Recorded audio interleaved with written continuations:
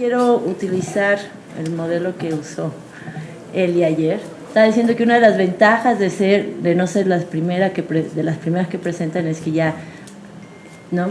Puedes enriquecer más tu discusión. La desventaja es que me desperté a las 5 de la mañana a armar mi ponencia, porque es como, no, tengo que incorporar todo lo que no, ya se discutió y quitar lo que, no, ese tipo de cosas. Bueno, pero llego aquí desde otro lugar, ¿no? Yo no soy afrodescendiente, yo no estudio pueblos indígenas ni pueblos negros, mi tema es el racismo, ¿no? Yo he dedicado los últimos 25 años de mi vida profesional y como estudiante a buscar la manera de hablar de racismo en México de tal manera que la gente lo reconozca, ¿no? Una de las razones, una de mis estrategias ha sido ser aliada de los pueblos, o sea, indígenas y afros, pero yo lo que hago es que estudio al mestizo y estudio hacia arriba, como que me estudio a mí y estudio al Estado. Entonces, yo lo que presento aquí va a reflejar esto, es un estudio del censo, ¿no? Y creo que puedo aportar una arista nueva que creo que puede ayudar a todo lo que se ha discutido aquí sobre la importancia de la autoascripción y qué significa llamarse, como usar ciertos nombres o no, ¿no? Que es una discusión a la que yo obviamente no le puedo entrar y no pretendo tener la capacidad para hacerlo, ¿no? Entonces, esto es lo que digo. Entonces, lo que yo propongo es que el dato estadístico nos puede ayudar para hablar del racismo y de la injusticia racial, ¿no? ¿Por qué? Porque mucho lo que hemos escuchado en México, y así es como yo llego al censo, creo que la historia hay que contar. Yo llegué a la Costa Chica y entrevisté gente que está aquí en el 2015, no, entonces fue el 2014, o sea, antes de que el 2015, marzo de 2015 hacen la encuesta. Para mí, como alguien que viene estudiando el Estado, se me hizo, además he hecho mucho trabajo en Latinoamérica, entonces tengo una visión más comparativa, se me hizo sin precedente, ¿no? En México. Además yo he venido también estudiando sobre población indígena urbana, entonces el uso del dato estadístico para mí ha sido importante, ya, o sea, tengo como experiencia en eso. Pero el hecho de que que los movimientos negros fueron convocados a participar es sin precedente en México y sí en otros países. Por ejemplo, la pregunta indígena, ¿ustedes creen que le preguntan hay algún un representante indígena, organización indígena que ha influido en toda la definición de la pregunta? No, nunca. Entonces yo por eso me interesó ver el proceso, quería ver qué está pasando, qué han logrado, qué están haciendo las comunidades negras que han logrado posicionarse en ese lugar, ¿no?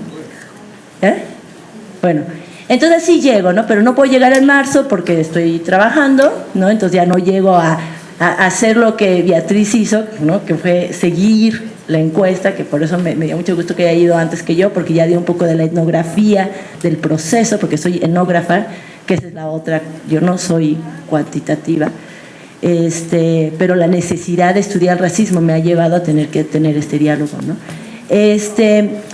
Llego en agosto del 2015 a preguntar, ¿no? ¿Cómo fue? ¿Qué pasó? Y entonces así es como yo, digamos, llego a la Costa Chica, ¿no? Estoy siguiendo al censo, no era porque quería ir a la Costa Chica, que es muy bonita, y había ido como turista, pero nunca me había parado a ver quién vive ahí, ¿no? Es la verdad. Entonces, lo que estoy buscando aquí en esta ponencia es presentar de qué manera el dato estadístico nos puede ayudar a entender y visibilizar los efectos del racismo en la población afrodescendiente. El censo nos permite saber el censo nos permite dos cosas. Una nos permite saber cuántos hay y cuáles son las características demográficas de la población. Edad, sexo, están casados, y así hace uno política pública. Tenemos tantos jóvenes, quiere decir que en 10 años vamos a tener tanta edad y tenemos tantas universidades, hay tantas mujeres, y En este caso, para el caso de la población negra, es el proceso de autodescripción. O sea, ¿cuánta gente se llama, se reconoce como negra? ¿Cuántos tenemos en este país? Pero también nos permite entender la desigualdad dentro de una sociedad. Y entonces vemos, mira, ya me fijé que las mujeres tienden a ganar menos que los hombres, ¿no? Que los niños de cierto lugar tienen menos recursos, acceso a salud y todo. Entonces, eso es un elemento donde el dato estadístico es bien importante. Y ahí es donde viene el marxismo. Los que han leído a Marx, eso es lo que él hace. O sea, él ve un fenómeno social y lo suma. Y dice, este no es solamente el patrón malo y desconsiderado, o la señora que me vio fea porque deja la que no me entiende. No. Si va sumando, que es un caso, más otro caso, más otro caso, más otro caso, se vuelve un fenómeno social, ¿no? Entonces, el dato es muy importante por eso. Para mí, que yo estoy comprometida a crear acciones antirracistas, hay que tener, esta es una herramienta muy importante. ¿Por qué? Porque el Estado usa este lenguaje. No porque yo sienta que sea válida y lo que dice el dato ya me da una visión de la realidad, no, para nada. Pero esto es lo que va a definir las políticas públicas. Este dato es el que va a decir, hay problemas, tenemos algún problema de desigualdad económica con la población negra o no. No solamente a nivel país, sino el Banco Mundial, la ONU, ahora que es el decenio de la población, de la población negra, van a ver y van a decir, bueno, ¿dónde hay más segregación económica de población afrodescendiente? No, pues estos países, ¿no? Van a usar el dato. Entonces, por eso nos importa. O sea, por eso a mí me importa. Aparte de todas las preocupaciones que ya se han presentado aquí, ¿no? Entonces, ahí es donde los quiero invitar a que me sigan hoy.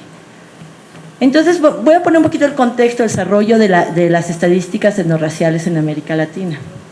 Es de historia reciente. Y ayer la presentación de la doctora Bonifaz da el contexto, por ejemplo, del convenio 169, que es un parteaguas, donde se requiere que los estados reconozcan la autoadscripción de la población indígena, ¿no? Ahora, lo que es interesante es que, si bien, y ella lo dice, quienes le dieron fuerza a ese convenio fueron los zapatistas, ¿no? Dijeron, ok, vámonos sobre este acuerdo, lo vamos a hacer realidad, informa los acuerdos de San Andrés, ¿no? Lo que hay que tomar en cuenta es que estos acuerdos surgen de la Organización Internacional del Trabajo, que ellos se dan cuenta que hay una desigualdad económica laboral a poblaciones que son consideradas étnica y racialmente diferentes. Entonces, esta convención se crea para resolver un problema económico de desigualdad. O sea, es en el fondo una acción antirracista, ¿no? Que se dio en el marco cultural, de derechos culturales. Yo creo que cada país lo manejó de manera diferente, tiene que ver las historias propias de cómo nuestros imaginarios entendemos la desigualdad y la explicamos, ¿no? Pero yo sí creo que es importante porque trae a colación que es un problema que no es nuevo y que ya está ahí, ¿no? Latente.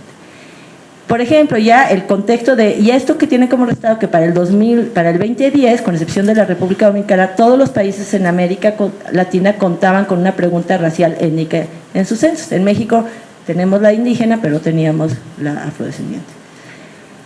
¿En qué han consistido estos censos étnicos?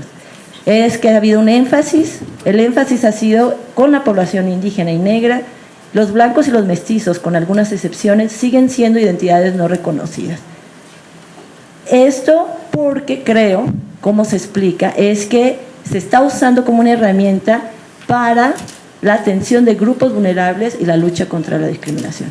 Entonces, lo que se habla aquí es que los únicos que hay que contar es los que son vulnerables. Y esto es muy problemático, porque entonces están haciendo un equivalente de que es tu identidad lo que te vuelve vulnerable. O sea, los indígenas son pobres, ¿no? Cuando no. La pobreza y el ser indígena no son parte juntas, sino es una consecuencia de desigualdad, no de la calidad del ser indígena o ser negro o ser mujer. Las mujeres son vulnerables. No, no es porque somos mujeres, es porque hay sexismo. Por eso somos vulnerables. O sea, el problema no soy yo como mujer, el problema es que hay sexismo, ¿no? El problema no es que eres tú como indígena, sino que hay racismo. Si no hubiera racismo, eres lo que eres y san se acabó. Oh, wow. Ok, estoy hablando demasiado. Y en el caso específico en México, la ONU manda, que a partir de su comisión contra el racismo, además que hay que reconocer que de ahí viene la iniciativa, una recomendación al gobierno mexicano de incluir en el censo a la población indígena. Nomás hay que hacer aquí algo muy importante. Esta recomendación surge aquí hay dos personas claves, la protesta que se hizo en el 2005 contra el censo, denunciando que el censo debería de incluir a la población negra, ¿no? Y que el censo dice, no lo vamos a hacer. Y entonces eso fue parte del movimiento negro de la Costa Chica, de esta red que formaron, que no me acuerdo los nombres, se ve que no estoy tan metida en la cosa, pero fue eso que hace que haya un reporte, ¿no? Que dice, ¿cómo puede decir en México que el problema del racismo está resuelto cuando ni siquiera sabe quién es su población negra? Entonces así regresa y así empieza el proceso de que el INEGI entonces tiene por mandato que resolver el problema. ¿Por qué estoy dando estos detalles? Porque creo que nos va a informar de cuál es la estrategia que tenemos que utilizar si queremos influir en la pregunta. Bueno, ya los debates no los voy a poner, creo que ya los reconocen, no sé cuáles. Bueno, los argumentos han sido, que son invisibles, que no reciben los mismos beneficios que la población indígena, son discriminados, que tienen cultura y una historia conectada a África y que debe ser reconocida y valorada. Otro lado es que la población negra no conoce ni sus orígenes, el reconocimiento constitucional es clave para que la población negra tenga derechos, y finalmente que se espera que la información estadística es central para lograr esto. Ahora, a continuación, lo que yo hice fue analizar lo que ha salido.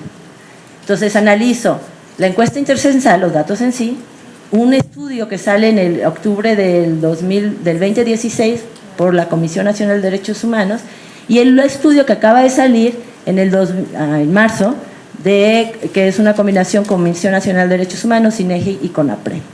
Y entonces, este es el primer dato. Bueno, esto es lo que tenemos los resultados, ¿no? ¿Cuántos son y cuál es su distribución, ¿no? Entonces, ¿sí lo pueden ver? ¿Sí se lee? ¿O lo tengo que leer yo? Bueno, entonces se ve que el 15% de la población total negra vive en la Costa Chica, en lo que se considera la región de la Costa Chica, ¿no? Y el 5.5 vive distribuida en general entre Guerrero, Oaxaca y Veracruz. Entonces ahí ven los porcentajes, en términos de porcentaje. Y esta es la distribución a nivel ya país, ¿no? Entonces tenemos que el 60%, y va mucho a la coalición, lo que dice el compañero, de los que no estamos en las regiones, ¿no? Reconocidas como negras, ¿qué pasa con ellos? Pues el 57%, casi el 60% vive fuera de las regiones tradicionalmente con un núcleo duro, ¿no? Negro. Y el 9% vive en la Costa Chica y el 33% está entre Guerrero, Oaxaca y Veracruz. Ahora, aquí es donde empiezan los problemas. Una manera de medir la desigualdad en México es la educación. Entonces, el dato que sale es que la población negra tiene el mismo nivel educativo que el resto de la población. Y la indígena no. Y ahí sí vemos el patrón. Sí, claro, o sea, la población indígena ha sido discriminada principalmente por su idioma, y donde es que se refleja el problema de atención a la lengua es en la escuela. La escuela está para que aprendas español, para que hables bien, Bueno, entonces es uno de los resultados. Ahora, entonces, ¿qué aprendemos? ¿Qué nos da los resultados de la intercensal? Bueno, primero nos permite saber cuántos afrodescendientes hay. Se visibilizó a la población. Ha sido base para promover el reconocimiento legal. O sea, la gente ya puede decir, aquí estamos, y a ver cuándo necesitamos un reconocimiento legal. Y esto es un gran logro del movimiento negro, hay que reconocerlo. O sea, esta discusión no se ha dado, ninguna otra pregunta ha sido discutida a este nivel. El INEGI jamás se hubiera dejado, por alguna razón se dejó, y pues ya se abrió el camino, hay que usarlo y hay que explotarlo lo más que se pueda. Sin embargo, y yo sé que ustedes han sabido los detalles de cómo fue que se dejó, pero bueno, sin embargo, y está mal escrito, los datos, como están ahorita, no reflejan la desigualdad económica con el resto del país. Las hipótesis que podemos manejar es una. Entonces, hipótesis una es, la población negra no sufre discriminación. Será uno de los únicos países en el mundo donde la población negra está igual que el resto de la población. Ese es el dato. O sea, yo no estoy, eso es una hipótesis. O sea, ¿cómo explico esta que acabamos de ver de cosas? La otra hipótesis es que el tipo de discriminación que sufre la población negra no afecta a su nivel socioeconómico. Podríamos pensar en otros grupos como los judíos, que sí son víctimas de discriminación, pero no se refleja en su nivel socioeconómico. Entonces, eso implica entonces toda una tarea de cómo vamos a estudiar el racismo que vive la población negra. Pues no vamos a ver cuestiones económicas, tendríamos que ver otras cosas. Ok. La otra hipótesis es, solo los que tienen mayor nivel socioeconómico o educación fueron los que respondieron a la pregunta, se autodescribieron, que también es cierto. Y la otra, que es lo que voy a mostrar, es la discriminación es por ser indígena o por el lugar de residencia, ¿no? O sea, si viven en zonas con alta marginalidad, que son, creo, los argumentos que están mostrando las dos estudios que estoy analizando. Una es, entonces, este es el ejemplo de lo indígena. Este es el porcentaje de población afrodescendiente que también se identificó como indígena. Es muy alto. En Guerrero es el 67%, en Oaxaca el 75%, en Veracruz 72%. Quiere decir que de cada 10 personas, 7, además de considerarse afrodescendientes o negros, se consideraron también indígenas. ¿Okay? Entonces, el estudio del 2016 que hace el CNDH hace estas estrategias para explicar o ver cómo entender los datos. Crea algo que ya se ha hecho con el caso de la población indígena, usa la idea de hogares afrodescendientes. Es cuando el jefe de hogar se considera negro, toda la población se vuelve negra. Entonces, eso subió los números, ¿no? Como de 1.300.000, perdón que no lo puse, creo que está de aquí hecho, a 1.900.000. Y luego se crean dos categorías que se me hacen muy interesantes, que son, la de afroindígena, porque quieren estudiar, o sea, quiénes son estos que se identifican los dos, y además, que esto es lo más interesante para mí, porque yo estudio mestizos, es la no afro, no indígena. ¿Por qué? Porque nos va a permitir entonces empezar a pensar en desigualdad. Porque la desigualdad no es solamente qué tan jodidos están los jodidos, sino quién se está privilegiando de eso. Eso es lo importante. Y por eso saber quién es mestizo y quién es blanco se vuelve importante, ¿no? Pero lo que pasa de aquí es que aunque nos permite hablar de desigualdad, no se sabe si es por ser negro o indígena. Aquí están los datos, ¿no? Entonces hablan, esto es lo de los hogares, cómo aumentan los números si usas hogar o usas personas. Y este es el dato al que quiero ir, que es a nivel de escolaridad. Entonces está por estado, ya sé que me tengo que apurar, pero es como complicado el dato, entonces no quiero irme rápido. Entonces, si ven la línea gris es no afro, no indígena, son mestizos. Afrodescendientes que tienen 9.4 años de escolaridad. Los afrodescendientes tienen 9.6 años de escolaridad, o sea que están todavía mejor que la media nacional, que los mestizos, pues. Los afroindígenas tienen 7 años de escolaridad y los indígenas 6.6 años de escolaridad. Entonces, así que sí hay más cercanía, pero aquí no sabemos quién te está jalando. Si lo que te está jalando a los afros, aquí esta lectura es lo que los jala a tener menos años de escolaridad, es tu identidad indígena, no su identidad afro, ¿no? Entonces aquí es un problema, o sea, ¿cómo explicamos esto? Es un reto. El otro estudio. Ok, entonces se hace ruido, estos datos son problemáticos. Este es el que acaba de salir en marzo de 2027 y yo tenía toda una idea de hacerlo así más interactivo y todo, pero pues no, o sea, en el avión lo terminé, perdón. Y lo que hicieron ellos es, empezaron a buscar los municipios hicieron una selección de municipios con 10% o más con población afrodescendiente. El total, después de que hacen en todo a nivel nacional, les quedan solo 100, es una muestra que solo analiza 100 municipios en todo el país.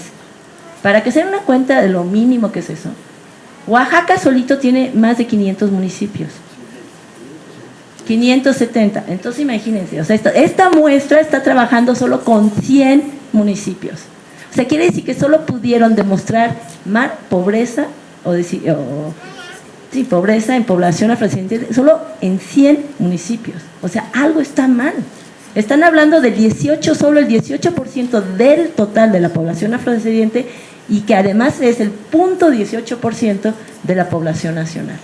Vean lo que se ha dicho en la prensa, o sea, lo que sale a partir de esto, porque no se está haciendo un análisis fino. Los niños afrodescendientes, el 15% de los niños afrodescendientes son analfabetas. No, es el 15% de ese 18%. Eso es grave. O sea, se están subiendo de ese 100%, de esos 100 municipios. ¿De dónde viene esta lógica? Que se dan cuenta, que este es el grande, que los afrodescendientes casi todos viven en lugares urbanos. Entonces la idea es, tal vez es porque como viven en lugares urbanos, tienen los servicios, tienen todo que les da mayor educación, mayor acceso y todo, ¿no? Entonces están siendo discriminados por la región. Entonces por eso crean los municipios. Y aquí están los municipios como quedan, ¿no? Estadísticamente. O sea, esto lo saqué. Además hay otro problema. O sea, nadie quiere hablar de cuerpo, ¿estamos de acuerdo? A esto ellos nos dicen, no, es que la ONU dijo que no, nos recomendó que no usáramos ni genotipo ni fenotipo en el criterio, lo cual yo no sé dónde lo sacan, porque Colombia lo usó y ha sido totalmente exitoso, y nadie se ha ido, la ONU no le ha hecho ninguna carta al censo colombiano para decirles qué pasó, ¿no? Pero cuando hacen sus representaciones, ven la imagen de lo negro, es totalmente estereotipada, el cabello chino, ¿no? O sea, seguimos usando el cuerpo. O sea, ¿cuál es el problema? Raza implica cultura y cuerpo. O sea, la racialización, estamos racializando las dos cosas. Entonces no la hablamos, pretendo que no te veo, pero sí te veo, ¿no? Es como dices, bueno, yo no sabía que era negro, pero todo el mundo me trataba como negro, ¿no? Entonces, ¿cómo? ¿No? Ok, ya. Entonces lo que hicieron, es que tengo mucha información, pero bueno, ¿les está sirviendo o no? Tú sigue, ¿no? No le hagas caso. Es que pero no, estoy nerviosa y me pone Es el nerviosa. problema de la academia, que no respeto. No respeto. La cuestión es Disciplina. realmente dar espacio a todo. Claro. Bueno, entonces Si alguien rápidamente. se apropia de todo el tiempo, vamos a discriminar. Sí. Vamos a Ok. tratar de no hacerlo. Bueno, entonces lo único que quiero señalar es que hay otro error que hace este estudio, que es los datos lo pone, ¿no? O sea, la columna café es los municipios y luego lo pone a nivel nacional. No puedes comparar un municipio con lo nacional, por favor. O sea, compáralo con el mismo municipio, cómo está el resto de la población de ese municipio. Y nomás hice un rápido, uno de los municipios, algunos, todos son municipios de alta marginalidad y alta pobreza. Entonces ahí no sabemos si la razón por la que son pobres es porque todos los que están en ese municipio son pobres o porque son afrodescendientes. Y esto es un ejercicio que yo hice, que ocasionó mucho revuelo y algunos lo conocen, que era eso, vi por 2 municipios. Agarré los 2 municipios más grandes de lo que es la Costa Chica, está Pinotepa Nacional y Coajinicuilapa, y vemos que el 34% es negro, el 50% indígena en el caso de Pinotepa, y en Coaji es 51%, 33 y 18. ¿Cómo se comporta en Pinotepa? En Pinotepa, yo también creo esto de ninguno de los anteriores, vemos que tanto la población negra como indígena están igual, tanto en acceso a bienes y a nivel de educación. Y si hay una ventaja para los que son mestizos. Entonces ahí sí vemos cómo se distribuye, cómo la identidad racial o étnica racial sí influye en ahí sí hay discriminación, ahí sí podemos decir, si eres indígena o negro, está mal. En Coaji es más interesante, porque ahí todos están mal, ¿ok? No hay ventaja al que es mestizo. Entonces aquí hay dos argumentos. El primero, para Pinotepa sí podemos hablar de la identidad, para Cuaji sí podemos hablar de municipio. O sea, es un municipio que la región se reconoce como negro, pues no mandamos nada para nadie. Y si tienes la mala suerte de vivir ahí, pues ahí tú, ¿no? Pero el municipio de Pinotepa, donde el 30% solamente es negra, o sea, no es predominante negra, pues hay más negociación, hay grupos mestizos más presentes que pueden traer más recursos y entonces ahí sí se ve cómo la distribución es sesgada. Por último, ya las reflexiones, y esto es lo que quiero aventar a la discusión. Creo que lo que en el contexto de Trump, lo que hemos aprendido de este giro general en toda la región hacia las derechas elitistas, blancas, racistas, ¿no? O sea, Brasil, el golpe de Estado fue de las élites blancas que dicen no aguantan que como las políticas, 20 años de políticas de distribución social, no les han afectado económicamente, pero ahora tienen que compartir los espacios con negros. O sea, ya me subo al avión y el que se va a sentar al lado mío es negro. O sea, perdón, ese era mi espacio. Y también está pasando con la población indígena hoy en México, clases medias indígenas que ahora están en espacios donde, perdón, pero si ese era mi espacio, ¿qué haces tú aquí? Entonces, ¿qué estamos viendo? Un racismo más fuerte. O sea, yo con colegas indígenas, profesionistas, dicen, es que antes yo creo que no nos trataban tan, ahora que estamos en sus espacios es cuando ya el problema ya no es de ser buena onda y sí, yo te apoyo, adelante, tienes derechos, pero ¿cómo? Tú y yo vamos a competir por la misma plaza. Ay, no, ahí ya no me gustó, ¿no? Entonces yo creo que es lo que está pasando, o sea, este giro mundial, xenofóbico, racista, de supremacía blanca, habla dos cosas, yo creo que nos enseña cosas. Una, que el racismo está vivo y sigue teniendo con fuerza, ¿no? A pesar de 30 años de derechos, políticas multiculturales, todo. Y esto es lo que son las políticas del empoderamiento y reconocimiento de las minorías, no han sido suficientes para mejorar la vida de los pueblos negros e indígenas. Entonces tenemos que pensar que si queremos seguir peleando, luchando en los términos que nos dejaron las políticas multiculturales, que son los reconocimientos culturales. O sea, esto refleja que sí, puedes tener un presidente negro, pero igual siguen matando a la persona en la calle por ser negra. O sea, el racismo sigue ahí, ¿no? O sea, empoderar es importante, sí, pero no es la solución para el racismo, no lo es. Entonces la pregunta sería, para que discutamos aquí, ¿qué pregunta permitiría captar la desigualdad racial? Si aceptamos que sí hay desigualdad racial que afecta económicamente a la población negra.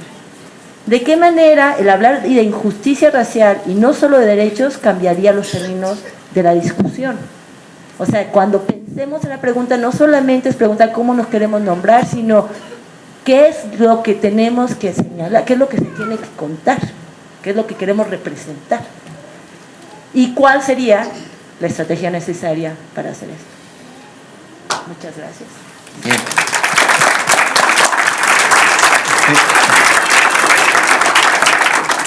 Vamos a pedir, por favor, que en el caso de los que vayan a hacer preguntas, si quieren hacer alguna intervención que sea breve, por las cuestiones de tiempo, únicamente.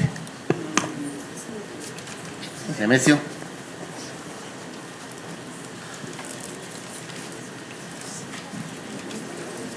Gracias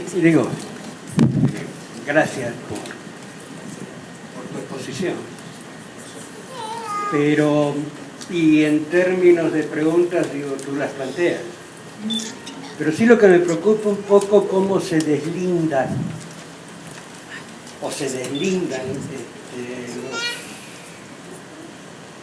las posturas como si no hubiera historia.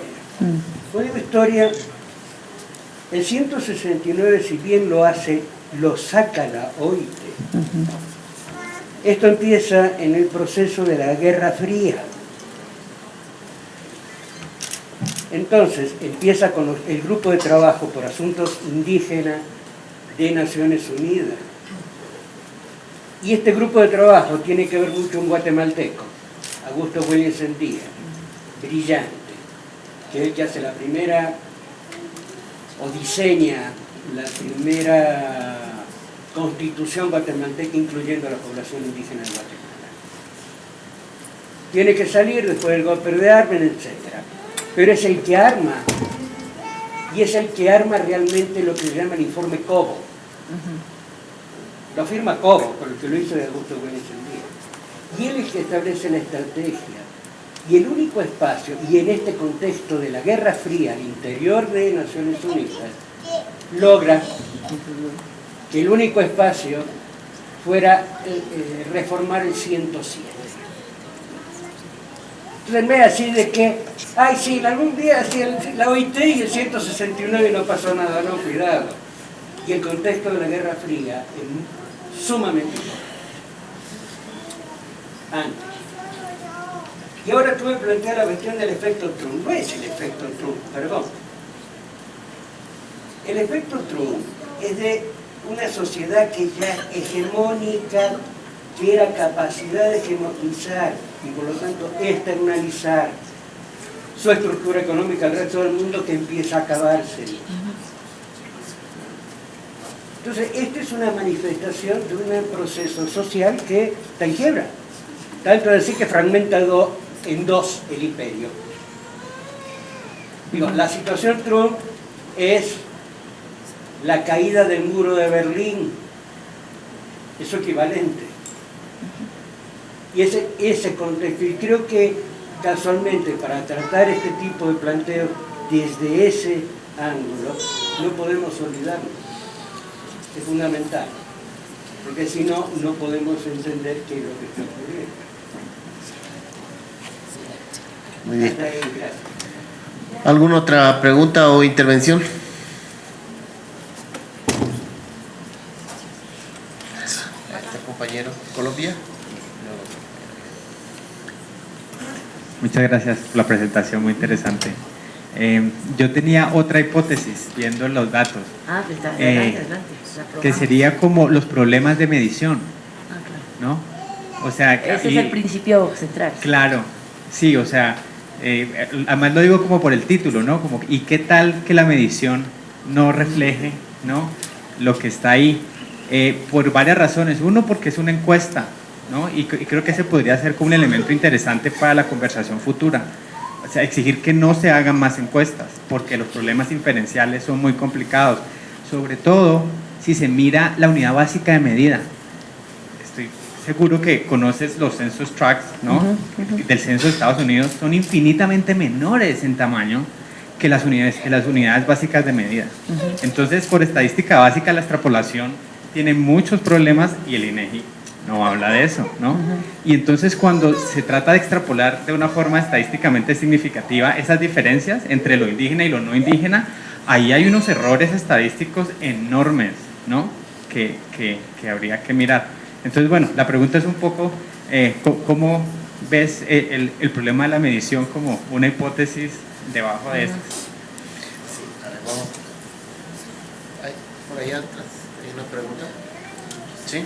Hola, buenos días. Sí, pues nada más tratando de entender el planteamiento, me parece interesante. Creo que ya el maestro Nemesio Rodríguez mencionó el contexto de la Guerra Fría. Bueno, las estadísticas, todos lo sabemos aquí, estudiosos de las ciencias sociales, pues siempre se utilizaron las encuestas también, sobre todo en Estados Unidos, pues con fines electorales y también con fines militares, ¿no? Entonces, en ese contexto, pues yo creo que también la estadística, en este caso la que el INEGI y otros organismos emplean para referirse a pueblos afrodescendientes, pues también tiene ese sesgo colonial, ¿no? O sea, no podemos nosotros olvidar esta cuestión que creo permea a nuestras sociedades. Y retomando lo que planteaba Boaventura de Sousa Santos hace poco, pues esta cuestión de que hay una invisibilización a través de la estadística, pues de ciertos, digamos, pueblos con miras pues a su, ¿cómo decir?, a su captación en términos de fuerza de trabajo barata, ¿verdad? O sea, creo que el racismo es una ideología funcional pues al capitalismo, y mientras el capitalismo se mantenga, pues bueno, va a echar mano de estas ideologías raciales, coloniales, patriarcales, menciona Boaventura de Sousa Santos, ¿no? Y que bueno, entonces nosotros tendríamos que luchar, bueno, los pueblos afrodescendientes, los pueblos indígenas, tendríamos junto con ellos pues, que luchar en esos tres frentes, ¿no? En una lucha, dice Boaventura de Sousa Santos, la lucha anticolonial tiene más dientes que por ejemplo, el pensamiento que plantea Aníbal Quijano, ¿no? Que supuestamente es ya dejar atrás el colonialismo y que ahorita estamos en la colonialidad. Pero dice Boaventura de Sousa, pues que no, que la lucha anticolonial tiene más dientes, ¿no?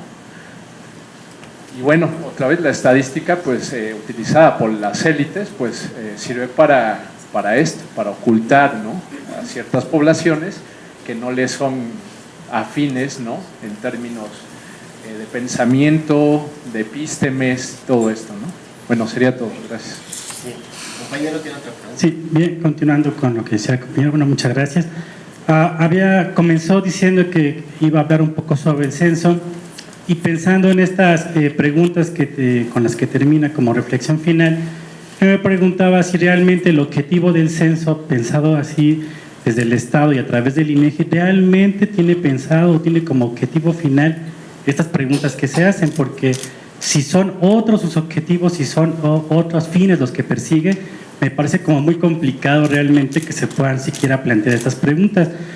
En la primera ponencia la compañera Ixa comentó la palabra disciplinar, y yo me puse a pensar, me remitió a Genealogía del Racismo de Foucault, donde habla sobre los orígenes de las políticas públicas y utilizadas más como parte de la tecnología del poder. Entonces me pregunto, ¿realmente el censo tiene esa capacidad de poder contestar estas preguntas? Un censo planteado desde un Estado realmente tiene la legitimidad o tiene la capacidad real de plantearse estas preguntas, ¿las va a poder resolver?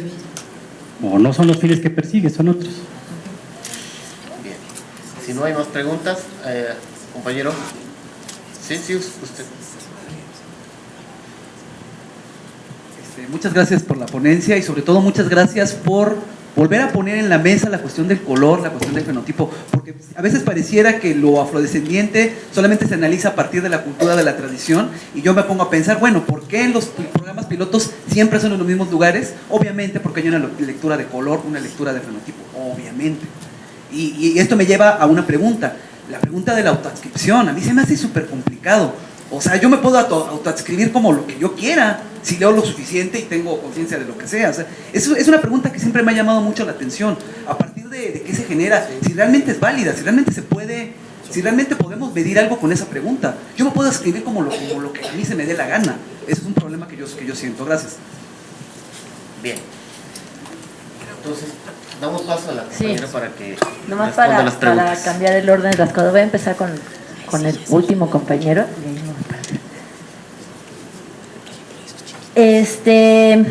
Yo sí creo que es bien importante que la gente pueda autoescribirse, totalmente. Pero creo que son dos procesos. La autoascripción es una cosa y medir la desigualdad es otra. Y eso creo que es, respondiendo a la persona anterior, las preguntas no es para el INEGI, son preguntas que yo pongo para que nosotros nos hagamos para pensar qué propuesta o qué queremos mover hacia el INEGI. El caso indígena es muy claro en esto, la diferencia de la autoascripción. Ayer la doctora Avendaño mencionaba cómo hay una nueva, la pregunta de autoascripción de cultura, ¿se considera usted miembro de parte de la cultura indígena? De repente tenemos que el 20% de la población dijo que sí, ¿no? Entonces, chido, ya aumentaron los números, porque antes la única que teníamos era, habla usted una lengua indígena, ¿no? Entonces la gente dice, bueno, pero es que lo que me identifica como indígena no es la lengua. Además que hemos tenido un Estado que sistemáticamente, desde que es Estado mexicano, te ha quitado la lengua y ahora me dices que ya que me la quitaste, ahora tengo que mostrar que tengo lengua para poder pedir derechos, o sea, ¿qué? ¿No? ¿Sí? O sea, ya lo logré, te asimilé, te quité el idioma y ahora sí, si no tienes lengua, pues no te doy derechos. ¿Cómo? ¿No? Ahí es donde la injusticia racial es muy importante, porque no es un problema de cultura, es un problema de justicia racial. Pero, estadísticamente, entonces resulta que ahora tenemos 20% y 8% hablantes. Todavía el Coneval y todos, cuando van a hablar de pobreza, ¿qué usan? La lengua. ¿No? ¿Por qué? Dos razones. Porque, primero, tiene sentido. El racismo sistémico hacia la población indígena ha sido alrededor de hablas, idioma. ¿Qué tan fuerte es tu núcleo indígena? Vives en comunidad, o sea, las cosas que todavía muestran rasgos. Si te mestizas, si te pasas, si aprendes a ser mestizo, aunque en tu casa no lo seas, pues ya no te pega tanto. ¿Qué significa dejar tu lengua, salirte de tu comunidad, todo lo que significa, todos los procesos de mestizaje? Y porque los 20 que dijeron que son indígenas, bueno, la cultura mexicana fundacional venimos de los dos lados, ¿no? De lo español y lo indígena. Entonces, y estadísticamente no hay mucha desigualdad ahí, en términos de la media nacional. Entonces, cuando queremos hablar de pobreza, seguimos usando la pregunta de la... Entonces, tal vez lo que debería hacer es, necesitamos una pregunta que hable de la apariencia, o sea, de que la discriminación viene de cómo me ven, no cómo me siento, que son dos cosas, son tensiones que hay que resolver y creo que es lo que estamos viendo aquí. Yo no les puedo decir cuál es, yo no me estoy diciendo que una cosa mide una cosa y otra cosa mide otra cosa, ¿no? Entonces eso es lo único que... Bueno, porque el color de piel está mostrado, yo fui parte de un proyecto que usamos la paleta de color y mostramos que sí, que el color de piel importa totalmente, hasta la misma población mestiza.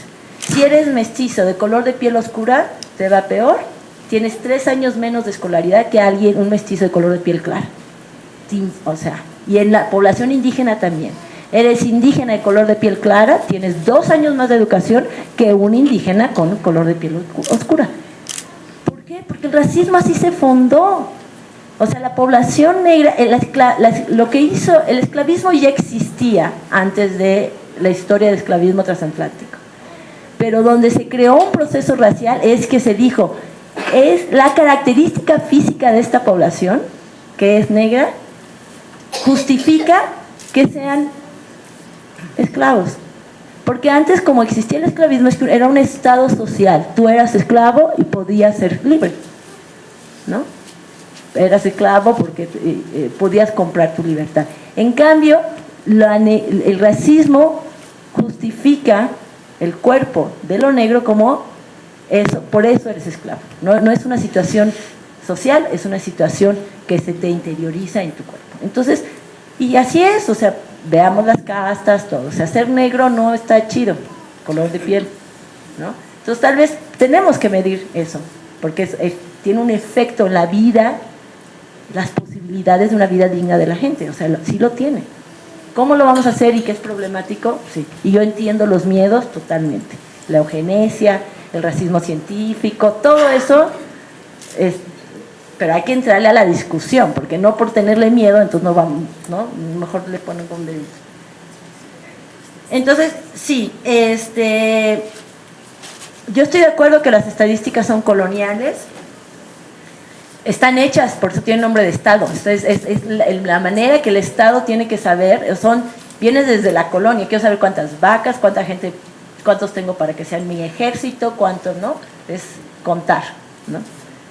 Pero por eso me llamó a mí la atención este caso, porque de repente algo que era totalmente del Estado, el INEGI, expertos, esto lo decimos nosotros, de repente se abrió.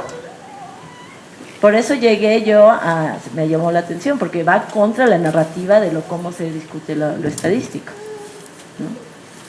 Ahora, lo que es interesante, y ya lo han comentado aquí, es que esta apertura metió más voces, y sí hubo mucha contención, mucho conflicto a la hora de decidir cuál era la pregunta. Entonces, cuando hablamos de Estado, hay que pensar que el Estado somos todos. O sea, tiene nombre y apellido. En el caso muy concreto de cuando se decide cómo va a ser la pregunta. Ahí hubo nombre y apellido. Y eran académicos, no eran el Estado, ¿no? Entonces, ahí hay que pensar, o sea, la gente que estuvo involucrada a la hora de definir la pregunta eran activistas, académicos, funcionarios, técnicos, todos ellos, ahí estaban, ¿no? Y hay gente que están aquí que pueden contar mejor cómo fue, y ese es el proceso, ¿no? Que es un proceso, que eso es lo interesante, porque el INEGI no se hubiera dejado y se dejó. Las hipótesis, sí, yo creo que una hipótesis, son dos. Una, el problema de la medición, que yo no sé porque yo no soy estadista, entonces que lo hagan. Y esa es la otra cosa que me llama la atención, que nadie se ha metido a hacer la talacha.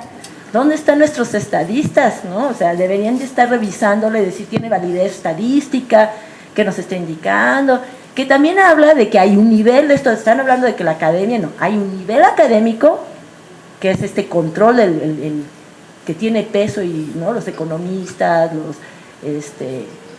los técnicos científicos, que ni siquiera creen que esta es una discusión importante, que no vale la pena, ni siquiera para sacar un artículo, ¿no? Es un tema que es parte del racismo, ¿no? Que los demógrafos no consideran que esto es algo que hay que analizar, que hay un problema, ¿no?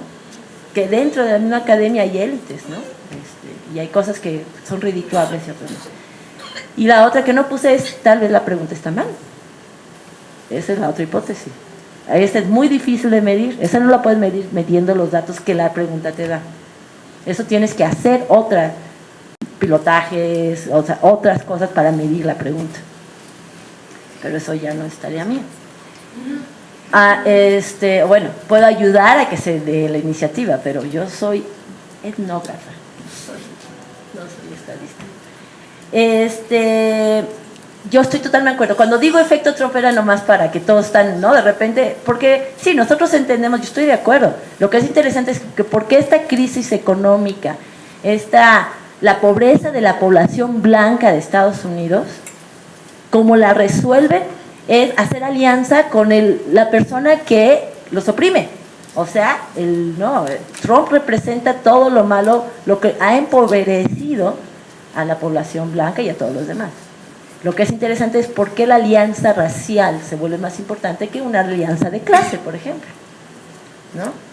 Y ya hay varios estudios, pero es como, sí, yo sé que él y yo, nada que ver, pero él, para mí, como blanco pobre, implica que ese puede ser mi futuro, y por eso le estoy apostando. Y entonces sí tenemos que hablar de enajenación o hegemonía, cómo funciona el capitalismo, o sea, ya son preguntas fuertes, ¿no? Pero eso, ante la crisis económica, es cómo se está respondiendo de una manera racista, xenófoba y sexista.